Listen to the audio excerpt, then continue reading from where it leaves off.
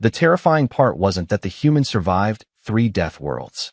It was that he stopped fearing death on the first one. The plasma torches lining the Imperial throne hall hissed softly as cold blue vapor drifted across the polished black floor. Thousands of alien nobles stood shoulder to shoulder beneath the massive silver banners of the Valar Empire, their glowing eyes fixed on the lone human kneeling at the center of the chamber. Ethan Cross kept his head lowered, chains wrapped around his wrists and neck, their magnetic locks humming faintly against the metal floor, but even restrained, he looked dangerous in a way none of the aliens could explain. Maybe it was the scars. Pale lines crossed his arms, his neck, even the side of his face. Old injuries, old survival, or maybe it was the silence. Most servants begged when brought before Empress Valeth. Most trembled beneath the weight of her presence. Ethan simply breathed, slow, calm, like a man waiting out a storm he had already seen before. High above him, seated upon a throne carved from black crystal and silver steel, Empress Valeth watched with narrowed violet eyes. Her dark crimson robes flowed over the edges of the throne like liquid fire, and the silver crown resting above her pale blue skin shimmered beneath the overhead lights. Beautiful, untouchable, dangerous. So this is the famous survivor, she said at last, her voice smooth enough to silence the entire hall. The human who crossed Karos, Vantir, and Dreger. A ripple of uneasy whispers spread through the crowd. Even among alien military officers, those names carried weight. Karos, the frozen death world where temperatures dropped below -120 degrees Fahrenheit at night.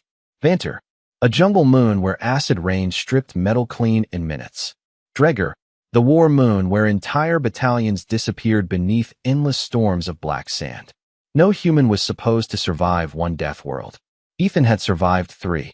Valeth slowly stood from her throne, descending the silver steps one at a time until she stopped directly in front of him. Look at me, human. Ethan lifted his head. The entire room froze. His eyes weren't fearful. They weren't angry either. Just tired. Tired in a way that made the Empress feel strangely uncomfortable. Like she was staring at someone much older than he appeared. Valeth circled him slowly. They say your species is fragile, she murmured. Weak bones. Weak flesh. Weak minds. Ethan gave the faintest shrug. Depends where you leave us. A few nobles gasped at the disrespect. Valeth stopped moving. For a moment, she simply stared at him. Then she noticed something strange. Ethan's hands. Despite the chains. Despite the cold hall. Despite the thousands watching him. They weren't shaking. Not even slightly. The Empress tilted her head. Curious now. Tell me, Ethan Cross, she asked softly, what exactly survives 3 death worlds? Ethan met her gaze without hesitation. Nothing human. Silence swallowed the throne hall. Somewhere in the distance, thunder rolled against the palace shields. Then suddenly, the massive golden doors behind the court burst open as an armored commander rushed inside, breathing hard. Your Majesty, he said urgently, the beast arena is ready. Valeth's eyes never left Ethan. Slowly, a small smile touched her lips. Cold. Interested. Dangerous. Good, she whispered. Let's see if the rumors survive too. The lower levels of the Imperial arena smelled like hot metal and ozone as Ethan Cross walked between 2 lines of armored guards. The magnetic restraints around his wrists clicked softly with each step, but he barely seemed to notice them. Above him, thousands of spectators filled the towering observation balconies carved into the black stone walls. Their voices blended into a low mechanical hum that echoed through the chamber like distant machinery. At the highest balcony, behind a curtain of silver energy shields, Empress Valeth watched in silence. Her advisors stood behind her nervously, avoiding eye contact. None of them liked this. Not because the human might survive, because they were beginning to suspect he actually could. The arena floor below stretched nearly 200 yards wide, covered in dark volcanic sand imported from the moon of Dreger itself. Heat shimmered across the surface beneath rows of industrial floodlights. Suspended high overhead, Ethan stepped onto the sand without hesitation. One of the guards removed the restraints from his wrists before quickly backing away. The trial begins now, the arena announcer declared through the massive speaker system. Human servant designation Cross will face the Emperor Beast of Vantir. A deep metallic sound rolled through the chamber as enormous steel gates slowly opened across the arena. Then came silence. Complete silence. Even the crowd stopped breathing. Heavy footsteps echoed from the darkness beyond the gates. Slow. Deliberate. A massive creature finally emerged into the light. Its body resembled a cross between a hunting cat and a reptile, covered in dark armored scales that reflected the floodlights like wet stone. Steam drifted from its nostrils with every breath. The beast towered nearly 12 feet tall at the shoulder. Ethan stared at it quietly. No fear. No movement. Just observation. Valeth narrowed her glowing eyes from above. Most beings panicked the moment they saw a Vantir apex predator. Ethan looked almost bored. The creature lowered its head and growled softly as it stepped closer. 20 feet away now. 10. The crowd leaned forward in anticipation. Then something strange happened. The beast stopped moving. Its yellow eyes locked onto Ethan's face. The growling faded. Slowly, almost uncertainly, the enormous predator took a single step backward. Confused whispers spread across the arena balconies. Ethan remained perfectly still. Another step backward. The beast sniffed the air around him again before releasing a low, uneasy sound that resembled fear more than aggression. Valeth stood abruptly from her throne seat behind the shield. Impossible, one advisor whispered beside her. The creature backed away farther now, refusing to approach the human at all. Ethan finally exhaled through his nose. Yeah, he muttered quietly. I remember your kind too. Valeth heard it through the arena audio systems. Her eyes sharpened immediately. The beast suddenly turned and retreated toward the open gates, ignoring every command shouted by the handlers. Panic rippled through the staff below as the massive doors slammed. Shut behind it. Silence swallowed the arena. Thousands of aliens stared at the lone human standing motionless beneath the floodlights. No victory pose. No celebration. Just exhaustion. Valeth slowly descended from the balcony level toward the arena floor itself, her silver cloak trailing behind her like smoke. Guards rushed to follow, but she raised one hand sharply, stopping them. She approached Ethan alone. Up close, she noticed sweat running down the side of his face despite the cool air systems. His breathing had changed too. Slightly uneven now. Subtle. Controlled. But there. Not fearless then. Just disciplined. Valeth stopped only a few feet away from him. Why did the beast retreat? She asked quietly. Ethan looked toward the sealed gate where the predator had vanished. For a moment, his expression changed. Not pride. Not anger. Something colder. Something older. Because, he said softly, it recognized the smell of Karos on me. The medical wing beneath the Imperial Palace was colder than the arena above. White lights reflected across polished steel walls while rows of silent medical drones drifted through the air, carrying trays of glowing instruments. Ethan Cross sat alone on the edge of a diagnostic platform, his broad shoulders bare as automated scanners moved slowly across the old scars covering his back and arms. The machines kept pausing, recalculating. One of the drones emitted a warning tone before projecting lines of alien text across the wall display. Biological trauma beyond projected survivability. Multiple healed fractures. Repeated extreme cold exposure. Radiation damage. Valeth stood outside the transparent observation glass with her arms folded tightly behind her back. She had dismissed the entire medical staff nearly 10 minutes earlier, yet she still had not walked away. Something about the human disturbed her focus. It was not his strength. She had seen stronger beings. It was not his survival either. Empires were built on survivors. No, it was the way he carried suffering like it had become ordinary. One of the drones carefully scanned a deep scar across Ethan's ribs before another warning symbol appeared. That injury should have stopped his heart. One physician whispered nervously beside her. Valeth ignored him. Ethan slowly looked up toward the observation glass, as if he could feel her staring. Their eyes met through the reflection. The physician shifted uneasily. Your Majesty, perhaps the human should be transferred back to the servant quarters. Leave us, Valeth said quietly. The physician blinked. Majesty. Now. Seconds later the room emptied, leaving only the low mechanical hum of the scanners behind. Valeth entered the medical chamber alone. The door sealed shut behind her with a soft hiss. Ethan watched her approach, but did not stand. He looked exhausted now. more human than monster beneath the harsh white lights. Valeth stopped beside the diagnostic display, studying the endless list of injuries projected across the screen. Your body should not function, she said at last. Ethan glanced toward the machines. It complains about that a lot. The Empress frowned slightly. Humor. Even now. She moved closer, her silver cloak brushing softly against the floor. Up close, the damage looked worse. Tiny frost marks along his neck. Burn patterns across his shoulders. Scars layered over older scars. Survival stacked on survival. What happened to you on Karos? She asked quietly. Ethan was silent for several seconds. Somewhere overhead, distant thunder rolled against the palace shield systems. Finally he spoke. The storms there last 3 weeks sometimes. His voice remained calm. Flat. No sunlight. No heat. Just ice and wind. Valeth listened carefully. Your rescue team never arrived? Ethan looked at her for the first time since she entered the room. There was no rescue team. Something cold moved through her chest. Then why were you there? Ethan leaned back slightly against the steel wall behind him. The overhead lights reflected faintly in his tired blue eyes.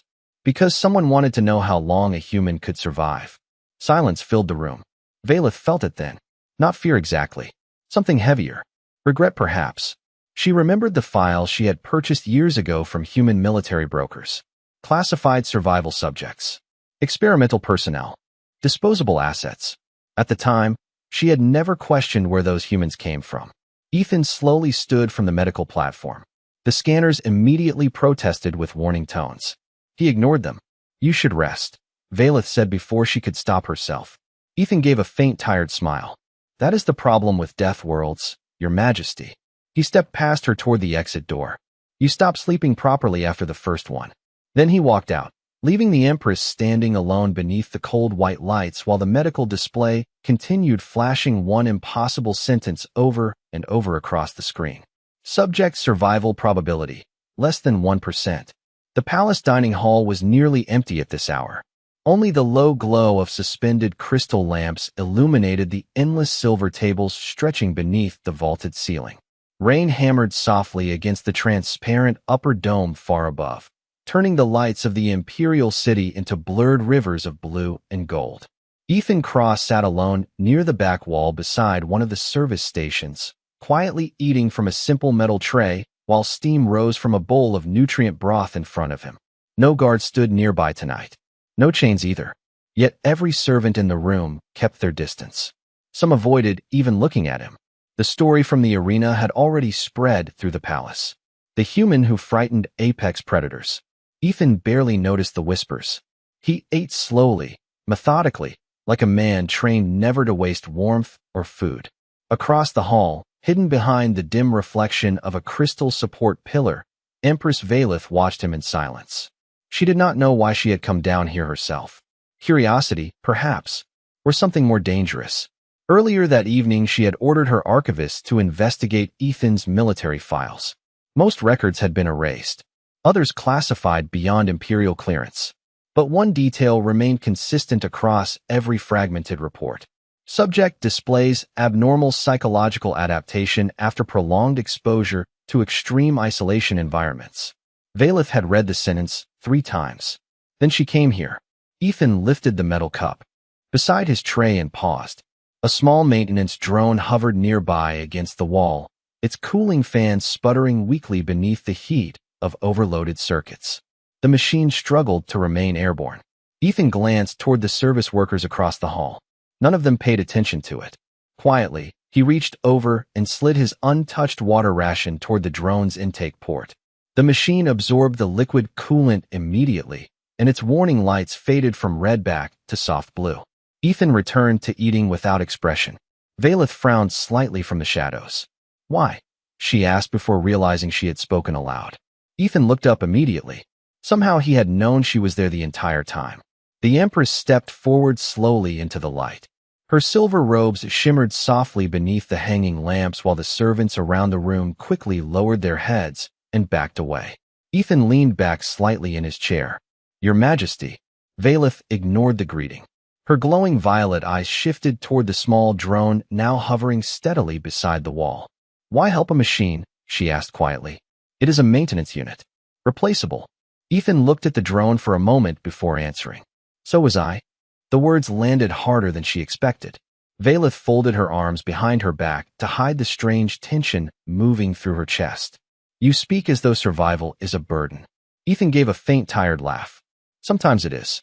Thunder rolled overhead again, shaking the transparent ceiling softly. For a moment, neither of them spoke. The palace felt strangely distant tonight. Quiet. Ethan finally picked up his tray to leave, but before he could stand, a sharp crash echoed from the far side of the dining hall. A young servant girl had dropped an entire stack of crystal serving dishes onto the floor. The room froze instantly. The girl's pale hands trembled violently as shattered silver-blue glass spread across the polished floor around her feet. An older supervisor stormed forward immediately, his expression furious. Do you understand what those cost? The supervisor snapped. The servant girl lowered her head, terrified. Valeth recognized the look instantly. Fear of punishment, fear of failure, fear of being discarded. Ethan slowly set his tray back down. Before the supervisor could continue, the human calmly stepped forward. My fault, he said. The entire hall turned toward him. Even Valeth blinked in surprise. The supervisor stared. What? Ethan pointed toward the scattered crystal. I distracted her. Silence swallowed the room. The servant girl looked up at him in confusion. She had never even spoken to him before. Valeth studied Ethan carefully beneath the cold silver lights. A man shaped by Deathworlds. A survivor abandoned by his own species. And somehow, still choosing kindness. The storm outside the Imperial Palace intensified after midnight. Sheets of rain slammed against the upper shield dome, while distant lightning flashed across the skyline of Valor Prime, bathing the towering silver buildings in cold blue light every few seconds. Deep inside the palace, Ethan Cross stood alone beside a panoramic observation window overlooking the endless city below. The glass reflected his tired face back at him along with the pale scars crossing his neck and jaw. Somewhere beneath the city lights, transport engines hummed through the darkness like distant thunder. Ethan rested one hand against the cool glass and closed his eyes for a moment. Quiet places always made the memories louder. Ice storms screaming across Karos. Acid rain hammering against rusted shelters on Vanter. Endless black skies over Draegr. Survival never really ended. It just became quieter. Behind him, the chamber doors slid open softly. Ethan did not turn around. You walk without guards now, he said calmly. Empress Valeth stepped into the room alone, her silver cloak damp from the rain outside the upper balcony corridors. And yet I am still alive, she replied. Ethan gave the faintest nod toward the city below. For now, Valeth studied him carefully as she approached the observation window. The human looked different tonight. Not dangerous, not defiant, just exhausted in a way she was beginning to recognize. The room itself was silent except for the distant hum of shield generators surrounding the palace. The servant girl from the dining hall, Valeth said quietly. She told the supervisors the truth after you left. Ethan remained facing the window. Did they punish her? No, Valeth folded her hands behind her back. Because I stopped them. Ethan finally glanced toward her reflection in the glass. That is new. The Empress ignored the comment, though something about it lingered painfully in her chest. She had ruled star systems for nearly 2 centuries. Entire fleets obeyed her commands without question. Yet this damaged human somehow made her feel examined every time he spoke. Valeth stepped beside him, close enough to see the faint frost scars near his collarbone beneath the soft white room lights. Why did you protect her? She asked. You owed her nothing. Ethan looked back toward the storm outside. Lightning rolled silently across the distant skyline before thunder followed several seconds later. On Karos, he said quietly, there was another survival subject with me. Valeth listened without interrupting. Kid from Mars colony, Ethan continued. 19 years old. Smart. Funny. His voice stayed calm, but slower now. He kept apologizing every time he slowed us down. Valeth felt her throat tighten unexpectedly. Ethan exhaled softly through his nose. One night the storm got too cold. He fell asleep sitting up. Silence filled the chamber. The city lights below blurred beneath the rain. What happened to him? Valeth asked carefully. Ethan stared into the darkness beyond the glass for several seconds before answering. Nobody protected him. The words settled heavily between them. Valeth suddenly understood something terrifying then. Ethan was not haunted by the Deathworlds because they nearly killed him. He was haunted because they had forced him to survive while others did not. The Empress looked away first. For the first time in years, she did not feel powerful inside her own palace. Ethan rubbed one hand absently against the old scar near his wrist. People think Deathworlds teach you how to fight, he said quietly. They do not. Valeth looked at him again. Then what do they teach? Ethan's tired blue eyes reflected the storm. Outside, how expensive kindness becomes. Another flash of lightning illuminated the room in cold white light. Neither of them moved. Somewhere beyond the palace walls, the Empire continued breathing beneath the storm. But inside the quiet observation chamber, something had already changed. The Empress, who once saw humans as useful creatures, was beginning to understand something far more dangerous. Humanity was not frightening because it survived suffering. Humanity was frightening because sometimes it stayed gentle afterward. The first explosion shook the palace at 2:13 in the morning. The entire observation chamber trembled as a deep metallic boom rolled through the walls beneath their feet.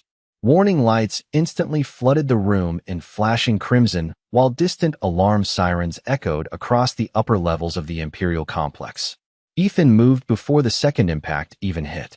His body reacted automatically, survival instincts firing faster than thought itself.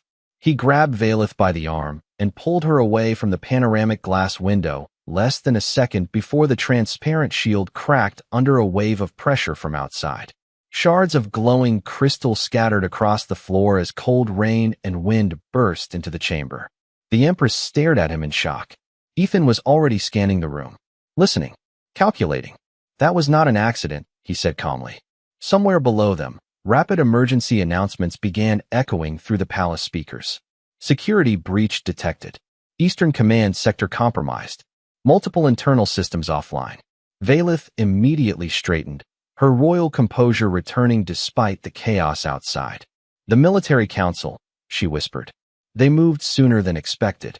Another distant impact rolled through the palace structure. Ethan looked toward the hallway entrance. How many people know the shield routes beneath the palace? Valeth's expression darkened instantly. Only the inner court. Ethan nodded once. Then somebody opened the gates from inside.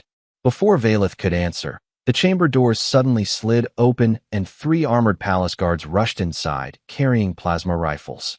Their silver armor reflected the flashing emergency lights across the room. Your Majesty, the lead guard said quickly. We must evacuate immediately. Ethan's eyes narrowed slightly. Something about the man's breathing. His stance. Wrong. Valeth stepped forward, but Ethan quietly moved between her and the guards. The lead officer frowned immediately. Human. Move aside. Ethan ignored him. Rainwater dripped slowly from his sleeves onto the polished floor, while thunder shook the shattered window behind him. Say the Eastern Corridor code, Ethan said calmly. The guard blinked once. What? The evacuation code, Ethan repeated. You said the Eastern sector was compromised. Silence. Only the alarms now. Valeth's eyes sharpened immediately. The guard's hand tightened around his weapon. Ethan sighed softly beneath his breath. Yeah, he muttered. That is what I thought. Everything happened fast after that. The false guards raised their rifles at nearly the same moment, but Ethan moved first. Not dramatically, not heroically, just efficiently. He shoved Valeth sideways behind one of the support pillars as warning shots blasted harmlessly into the shattered observation wall behind them. The room erupted into flashing lights and smoke alarms. Ethan grabbed one of the overturned steel chairs and slammed it into the nearest weapon line before the attackers could stabilize their aim. Valeth watched from behind the pillar, stunned. There was nothing glorious about the way Ethan fought. No anger. No speeches. No wasted motion. He moved like someone who learned survival in places where hesitation killed people. One attacker crashed into the damaged observation panel, while another stumbled backward into the emergency lighting controls, plunging half the room into darkness. Ethan immediately grabbed Valeth's wrist again. Move. The Empress barely managed to keep pace as he pulled her into the service corridor outside the chamber. Emergency lights flickered overhead while distant footsteps and alarms echoed throughout the palace levels. Ethan finally stopped beside a sealed maintenance door and pressed his ear briefly against the cold metal surface. Listening. Always listening. Valeth stared at him beneath the red emergency lights. You protected me, she said quietly, almost confused by the realization. Ethan kept watching the hallway. You are not the problem, he replied. The simplicity of the answer hit harder than the explosions ever could. Somewhere deep inside the palace, another shockwave rolled through the walls. The Empire was beginning to collapse around them. But for the first time in years, Empress Valeth realized the only reason she was still alive was the human servant she once treated like property. The emergency transport barely escaped the palace before the upper shield towers exploded behind them in flashes of blue-white light. Rain hammered across the shuttle hull as Ethan Cross guided the small craft through the violent storm clouds surrounding Valor Prime. Warning signals flashed across the cracked dashboard while static hissed through half-functioning communication systems. One engine was already overheating. The other made a grinding sound every few seconds that Ethan clearly did not trust. Empress Valeth sat strapped into the co-pilot seat beside him, silent beneath the dim red emergency lights filling the cockpit. Her silver robes were soaked from the rain and streaked with ash from the collapsing palace corridors. For the first time in centuries, she no longer looked untouchable.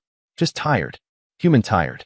Ethan adjusted the failing stabilizers manually as another wave of turbulence shook the shuttle. Where are we going? Valeth asked quietly. Ethan kept his eyes on the storm ahead. Somewhere your military will not follow. There is no such place in my empire. Ethan finally glanced toward her. I know one. Valeth felt cold move through her chest before he even spoke the name. Kairos. The cockpit fell silent except for the engines and rain. Even now, the word carried weight. Kairos was not simply dangerous. It was avoided. Entire fleets rerouted around the frozen death world whenever possible. You want to hide on the planet that nearly killed you? Valeth asked carefully. Ethan's expression barely changed beneath the red emergency lights. No, he said calmly. The planet that taught me how to survive people. Lightning flashed across the cockpit glass, briefly illuminating the endless storm clouds around them. Valeth studied him quietly after that. The human looked exhausted again. His hands moved steadily across the controls, but she noticed the slight stiffness in his shoulders now. The palace attack had drained him more than he admitted. Another warning alarm suddenly blared through the cockpit. Ethan frowned immediately. That is not good. What failed? Valeth asked. Ethan looked toward the sensor display. Fuel line freeze. The Empress blinked in confusion. We are still inside atmospheric range. Ethan nodded once toward the forward scanners. Not for long. The storm clouds ahead slowly opened, revealing space beyond the atmosphere. And there, hanging like a frozen scar across the darkness, was Kairos. White, endless, violent. Even from orbit, the planet looked dead. Massive ice storms swirled across its surface like moving continents, while frozen lightning flickered inside the clouds below. Valeth suddenly understood why entire civilizations avoided this place. Ethan guided the damaged shuttle downward through the atmosphere as the hull began shaking violently from the cold. Frost spread across the inside edges of the cockpit glass within seconds. Temperature warnings screamed across every monitor. -90 degrees Fahrenheit and falling.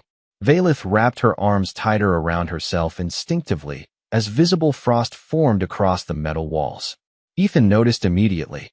Without speaking, he reached behind his seat and handed her the insulated thermal jacket he had been wearing since leaving the palace. Valeth stared at it. You need this more than I do. Ethan focused on stabilizing the shuttle. I know what cold feels like here, he replied quietly. You do not. The Empress slowly pulled the oversized jacket around her shoulders. It still carried traces of snow, engine oil, and something else she could not describe. Survival, perhaps.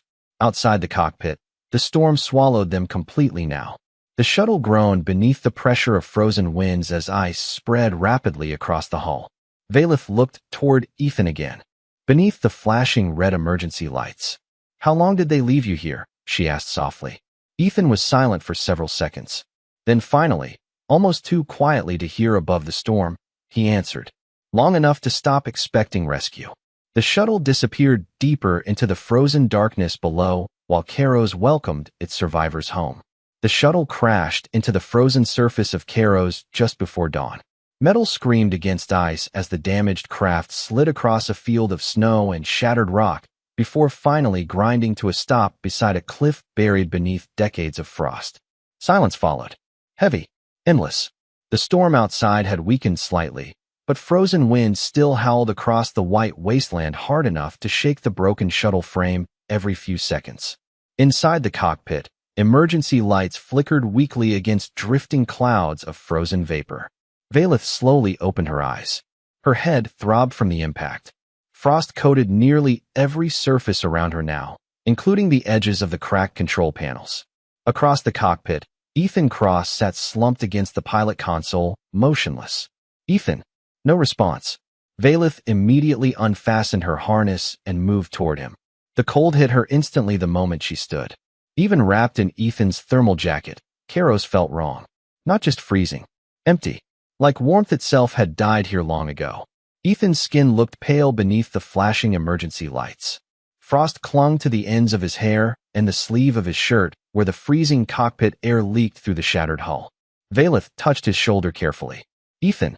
His eyes finally opened slowly. Tired blue eyes adjusting to the dim red light. You alive? He asked quietly. The Empress almost laughed from disbelief. You crashed us into a frozen death world.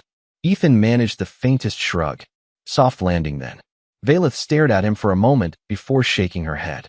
Somehow the humans still found room for dry humor at the edge of collapse. Outside, another violent gust slammed against the shuttle hull. Ethan slowly forced himself upright despite the obvious pain in his movements. We cannot stay. Inside, he said. The reactor core will freeze within the hour. Valeth looked toward the endless white storm beyond the cracked cockpit glass. And outside, Ethan reached beneath the pilot seat and pulled free a small emergency pack. Outside only kills you if you stop moving. He handed her a pair of insulated gloves from the pack before opening the damaged side hatch. Instantly, the storm roared into the shuttle like a living thing. Frozen wind tore through the corridor while snow swirled violently around them. Valeth nearly stumbled backward from the cold alone.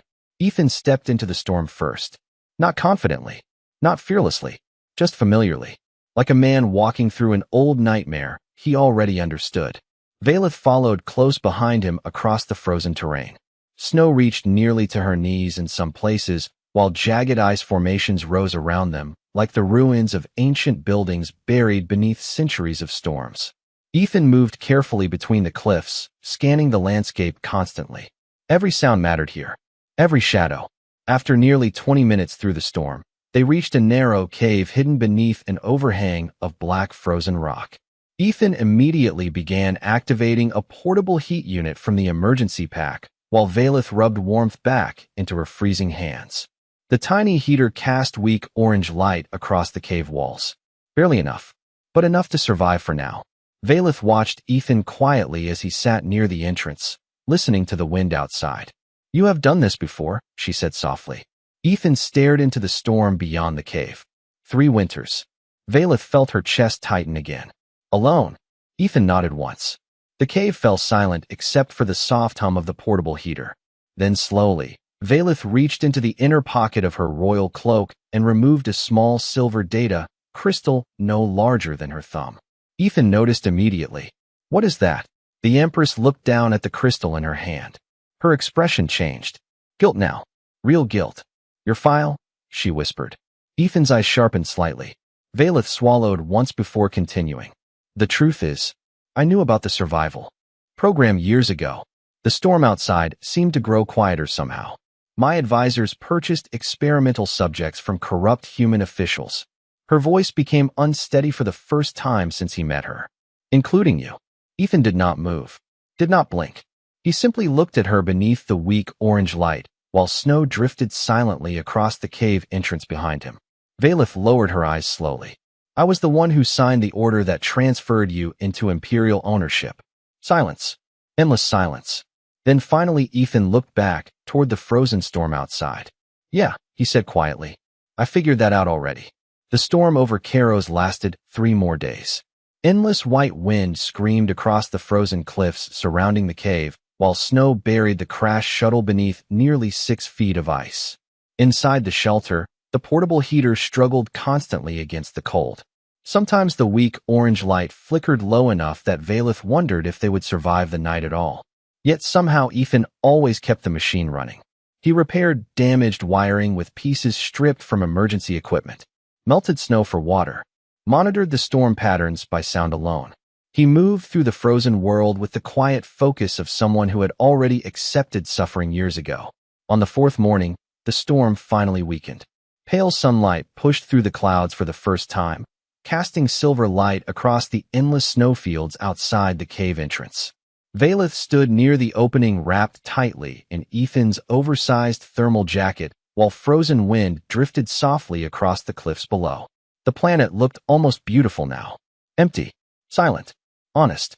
Behind her, Ethan finished securing the last of the emergency supplies into a weatherproof pack. His movements were slower today. The cold had reached him more than he admitted. Valeth noticed the faint tremor in his hands while he adjusted the heater core. "You should rest," she said quietly. Ethan gave the faintest tired smile without looking up. "You sound different now." Valeth lowered her eyes briefly. "So do you." Silence settled comfortably between them after that. Strange how quickly survival erased distance between people. The Empress slowly stepped farther outside the cave, staring across the frozen horizon. Somewhere beyond those endless storms waited her empire, her fleets, her throne.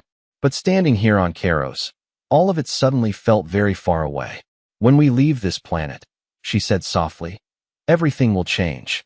Ethan joined her near the cave entrance. Frost clung to the edge of his dark jacket, while pale sunlight reflected softly in his tired blue eyes. "Good," he replied. Valeth looked at him carefully then. Really looked at him. Not as property. Not as a weapon. Not as a survivor from some classified file. Just a man. Wounded. Exhausted. Still kind somehow. Slowly, she reached toward the metallic control band still locked around his wrist. The servant restraint. Ethan glanced down at it, but said nothing. Valeth removed a small royal override key from beneath her cloak and pressed it gently against the lock. The band released with a soft mechanical click before falling silently into the snow between them. Neither moved for a moment. Frozen wind drifted across the cliffs while the silver restraint slowly disappeared beneath fresh snow.